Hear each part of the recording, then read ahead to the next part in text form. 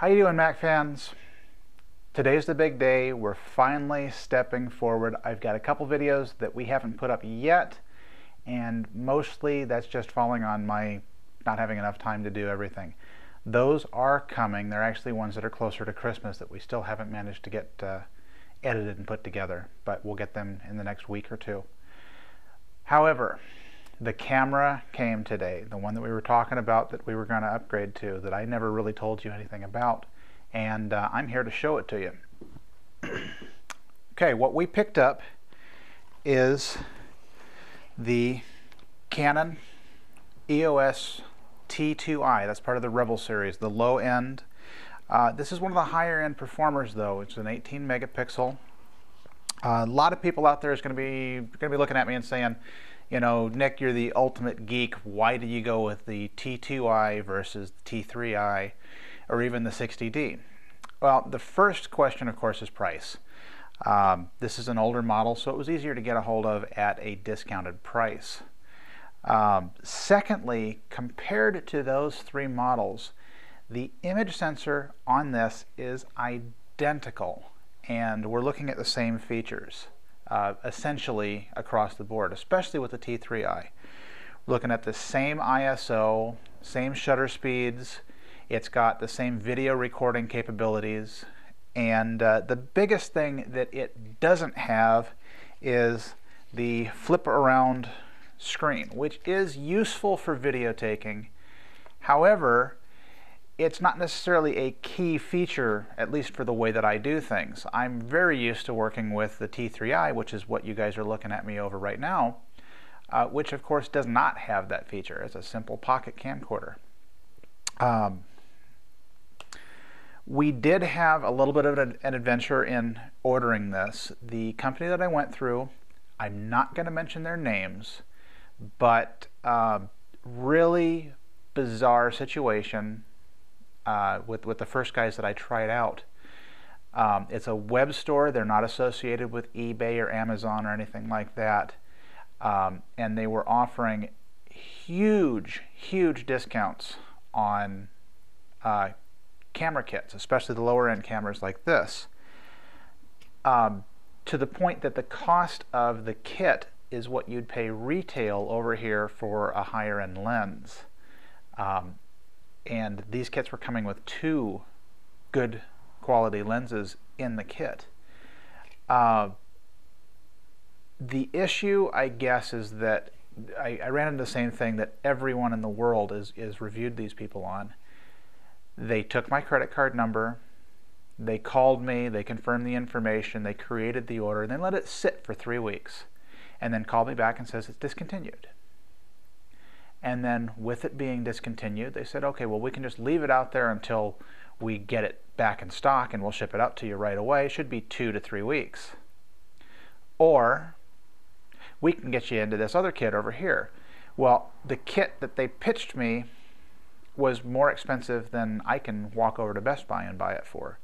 So right there, that raised red flags. There's something wrong with this situation, because they're not there to save money. They're there to get you excited about the camera and then upsell you. That's really the impression that I got. What we ended up doing, we got this through Amazon, through the seller Get It Digital. I will advertise him because I've been reviewing cameras for a long time, and his name always comes up as an A+ seller. He really has a very good shop that they put together. You'll actually find him on YouTube as well. I believe it's Get It Digital is his username. Does a lot of camera reviews out of his shop. This is a refurbished body. Canon refurbished. Did get the full 1-year warranty, which is good. By going with the refurbished, again, I told you this one last year when we got the Canon camera, refurbishing is not bad, because that means someone went over it top to bottom and made sure that everything is in working order. And this camera came out of the box looking like it was brand new. Not a scratch, not a ding. It is working beautifully. I've had it now for, in all honesty, about 18 hours, and I've taken somewhere around 300 shots with it, still shots, and it is phenomenal. I do also have a battery grip on here. This is the, I can't remember how to pronounce the name. It's Neewer, Neewer or something like that, I guess. It's actually made by a different Chinese company, but it's a very, very solid battery grip. Just like the honest-to-goodness Canon one. Holds 2 cells. These are Opteka cells that are higher capacity than the Canon cells. I did spend some time and pick up, oh, I can't get this guy in here, picked up a bunch of accessories at the same time that they ordered the camera. Mostly just because I know that this thing is going to be used to death. And getting a battery grip, first off, give me a second here, I'm all messed up. There we go. Getting a battery grip is going to give you 2 batteries, both connected to the camera. It's going to double the amount of time that you can film or take still shots. Secondly, this particular guy has a timer on it, so you can do time-lapse photography with this camera as well with this battery grip. The big plus with going off-brand is you have to be careful with what you're going after. Read your reviews. But in this particular case, the Opteka batteries are fully chipped. They read on the camera correctly as an honest-to-goodness Canon battery. They are 2,000 milliamp per cell compared to 1,200 milliamp for the honest Canon labeled battery. They charge just like a Canon battery. Even in the Canon charger, there's no issues there at all. The Opteka batteries, I think I was picking up for around $25 to $30 shipped for 2 cells with a quick charger.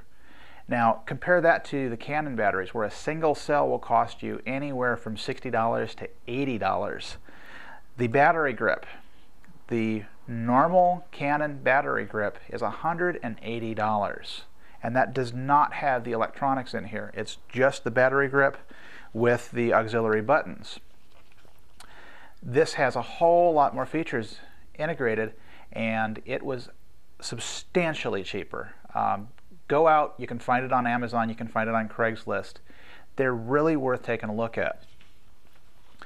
Now, we also did order a lens because I didn't have any Canon lenses. I'm actually converting from a Pentax K1000. For those out there who are really into photography, you will remember that camera as pretty much the king of the old analogs. They're still made today. That model has been made since the late 60s with no changes. But it was time for me to get away from that and get into digital, and obviously you can't do analog digital, so there's a lot of education on my part here too. But again, through an Amazon seller, this lens here is the Canon 28 to 135 millimeter USM. That's the ultrasonic motor lens. This is an EF lens, not an EFS. EFS is made for the smaller cameras with the APS-C size sensor. EF is for the full-size cameras. It will work just fine on the light cameras, no problems at all. The biggest reason, though, that I went with that is, first off, this is a heavier lens made on a much more solid body, and it's really made to take a little bit more abuse than the EFS lenses tend to, come out of the box with. The other plus with these is that this is what's referred to as a full-time manual focus lens. What this means is that even if you've got autofocus on, you can grab the focus ring and make adjustments without having to disable the autofocus feature. It of course does have those options to turn it on or off, but sometimes everybody who has been taking photos on a 35 millimeter or even these digital cameras, you'll always run in that situation where the camera likes that over there and not what you're pointing at, and your focus is just a little bit off. And it's really nice to be able to just grab in there, make a little bit of an adjustment, and have things fixed. Little clip down here is actually a quick mount for the Polaroid tripod that I picked up with the kit.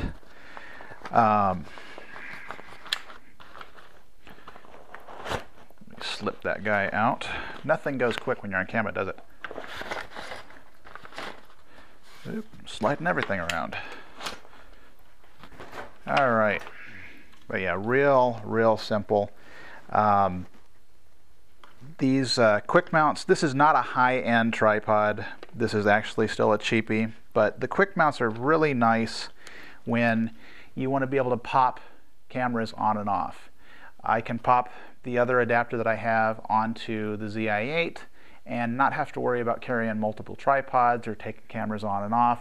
It's seriously pull the clip, camera comes off, pop the next one on, lock the clip, and you are rock solid. It's not going to be falling off. Anyway, instead of talking about all this stuff, let's throw it out there and let's do a little bit of filming. I'm going to tell you folks, I have never filmed video with the Canon yet. This is going to be the first shot. See how it does.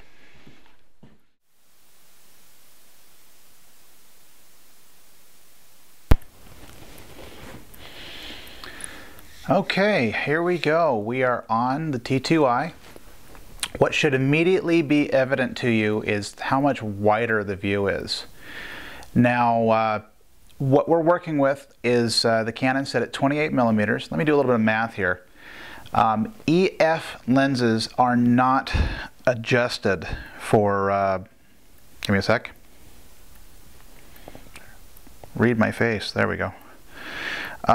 They are not adjusted for the APS-C. There's a format conversion because the APS-C sensor is smaller. So you automatically get a zoom because it's just taking the center portion of a larger image that's being placed out by the lens there. It's actually a 1.6 crop factor. So 28 millimeters times 1.6, we're looking at approximately a 45 millimeter angle of view right now. Well, if you break that down, it's almost 90 degrees, 45 degrees to the left, 45 degrees to the right. If you follow the wires everywhere. If you follow the math for calculating the viewing angle of a camera. Now, what we should also be seeing is this is based around Canon's Digic 4 video processor. We are pumping lots and lots and lots of data across into the camera. So we're not limited on a little bitty guy like this this Kodak. There's not that much compression that needs to be done, and this can produce a very, very professional looking MPEG file. That's pretty much the reason we're jumping into it, is we're starting to get into that point that, well, the green screen behind me that we use all our effects with, we do get a lot of noise on this camera, and it's because of that transition from my arm to the green screen. The compression actually does create a pseudo green in there between the shirt and the wall. And the catch is when you start feeding that into your software for doing the conversions and placing the images behind, a lot of times you'll see that little green residue, or almost a chop off is what I've been doing of mine, is actually trimming in a little bit. There are tricks to blur it and make it less obvious, but it's still evident when you do it that you know, that the camera was not up to the task. This should look a whole lot better. Obviously, I won't know until I throw it on Vegas and run a render through it, but given what I've seen from other people working with the Canon cameras, this ought to be fantastic. Again, oh, I should remember to turn my phone off when I do these videos, shouldn't I? The big reason that we went with the T2i was the price. I wouldn't have minded the T3i. That flippy screen would be interesting. There is an option though, because you can hook this directly up to a laptop computer and have a screen sitting to the side to where you can see yourself and make sure that everything is centered. I'm probably going to start doing that because I do have a little bit of a table over there that I can put my laptop on. There are also screens that can be added to the camera that feed off of the HDMI out. That's one of the great things about these cameras, is that they do a lot of immediate output off of what they're recording, which is, well, in all honesty, you know, 10 years ago that was the thing of the future, and now you can just go out to the store and buy it. Personally, I will say that there is a little bit of an irritation with this camera. I would have had the same irritation with the T2i, and that is my hands, and specifically this messed up wrist that I've got. If you saw the camera when I was holding it over here, I'm sure you did. On top of the strap, I have an Opteca wrist grip here. It fits over the wrist and latches to the across here, so it makes it a little easier to hang on to it because you're taking a lot of the weight off of the hand and putting it on the arm itself. Mostly that's just the fact that you kind of have to clutch that camera, especially if you've got big hands like mine. And it can get a little uncomfortable, and in my particular case, with my injury, it can get that much more so. The 60D, or even jumping into the big dog, the 7D, will do better for people with big hands. They are larger frames, they've got a deeper finger well for hanging on to it, they're a lot more comfortable. However, they're going to be a lot more expensive, and they're way, way, way outside of our price range. As I said, Get It Digital, Norm's Camera Shop, those are both Amazon sellers that we were involved in with this. Check it out. You can find all kinds of refurbished gear out there. The plus is factory refurbished. You can go out and get your Square Trade warranties, or there are other warranty companies. Square Trade's the one that I'm most comfortable with. I will warn you that they tend to be more expensive for a refurbished item than they are for a new item. And that's just kind of the punishment that you're going to have to take when you're going into a situation like this. In our particular case, we've got Canon shops all across the city, so I'm really not too worried about it.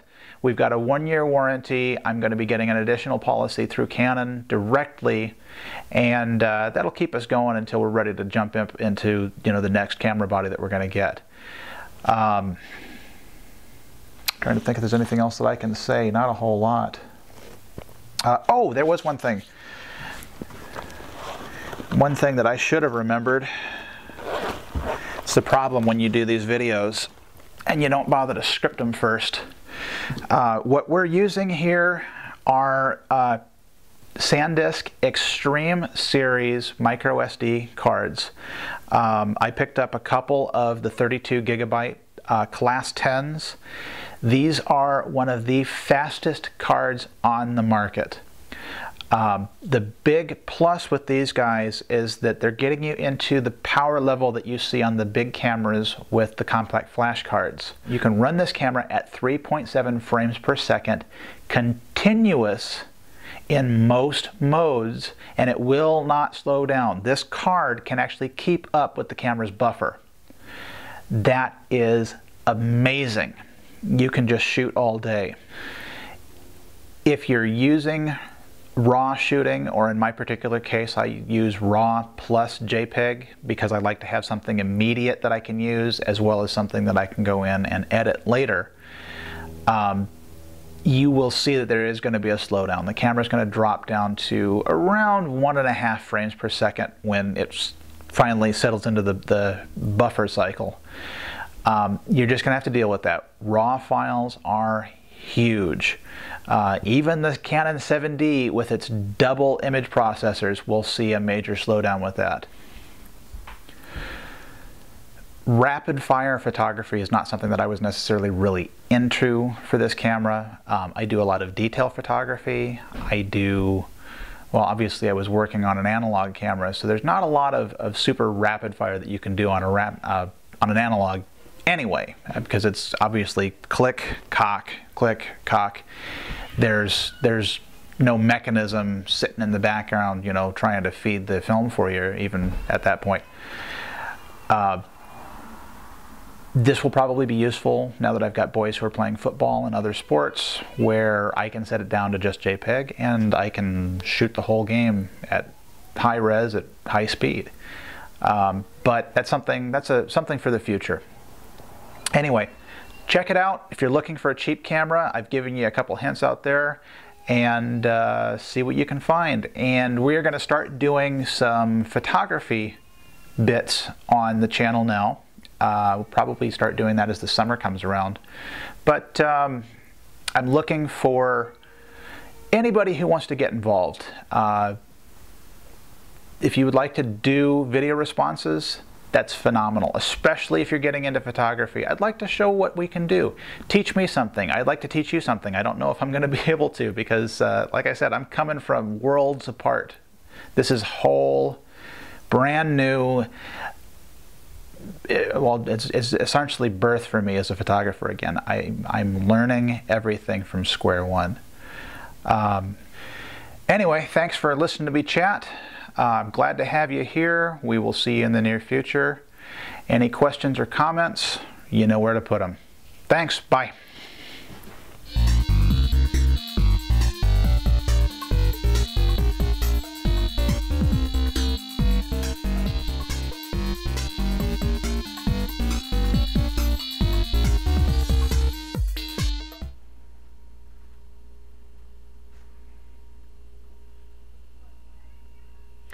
I love when the refrigerator turns on and I have to cut out time.